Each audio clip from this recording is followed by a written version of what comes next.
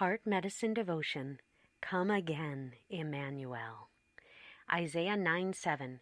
Of the increase of his government and peace there shall be no end, upon the throne of David and upon his kingdom, to order it and to establish it with judgment and with justice from henceforth even forever. The zeal of the Lord of hosts will perform this. Isaiah 26:3-4. Thou wilt keep him in perfect peace, whose mind is stayed on thee, because he trusteth in thee. Trust ye in the Lord forever, for in the Lord Jehovah is everlasting strength. Isaiah 26:9. With my soul have I desired thee in the night.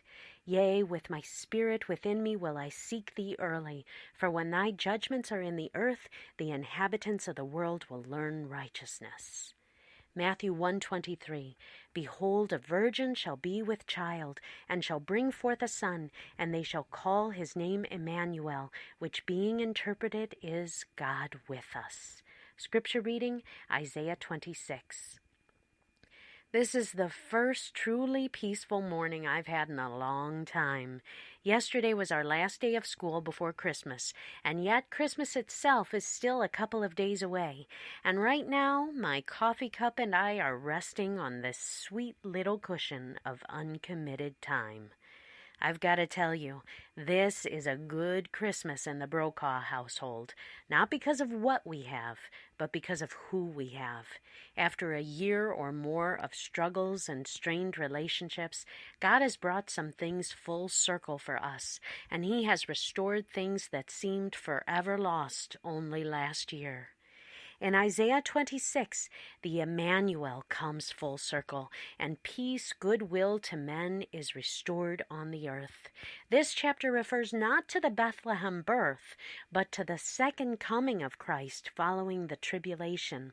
And although it paints the picture of peace during the 1,000-year reign of Christ, known as the millennium, it also provides some keys to our personal peace in a wearied and troubled world. I point you to this passage because I know how hard it is to preserve your peace in this messed up, upside-down world. I know what it's like to go through Christmases where all is not right with the world in general and with your world in particular. But I must tell you that the baby in the manger was just the first coming of Emmanuel, a silent night where understanding was by invitation only, and most of the world slept restlessly through the royal birth.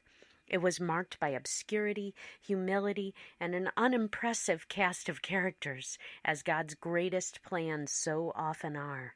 But Emmanuel's second coming will be an every knee shall bow, kicking down the door, glorious kind of arrival, where the Prince of Peace will finally and forever make his presence known throughout the whole earth.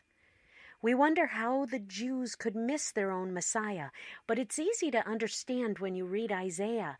They were looking for the conquering, earth-shaking Messiah that Isaiah spoke of over and over, not realizing that their Messiah's mission began with the humility of a manger, a cross, and a borrowed tomb, and will someday culminate in a triumphant return as the King of Kings and Lord of Lords. But I digress. Let's get back to the peace we need right now to cope with the world we live in right now. It starts in verse 3 of Isaiah 26. The most perfect peace we can know in this life starts with a mind fixed on God, not on your problems, not on your to-do list, not even on the people around you, but on God. Emmanuel came to be with us, but how often are we with Him?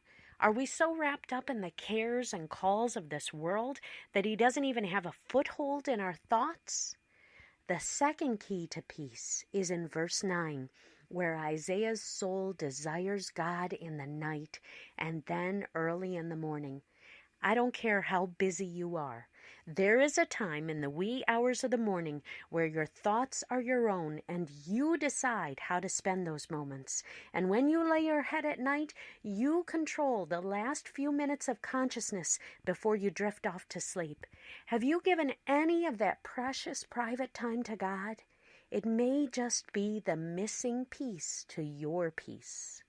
This Christmas, Emmanuel is waiting at the door of your heart, and you can rest in the promise that someday he will return in glorious fashion to right every wrong. In the meantime, may we fix our minds on him and pray, "Oh, come again, Emmanuel."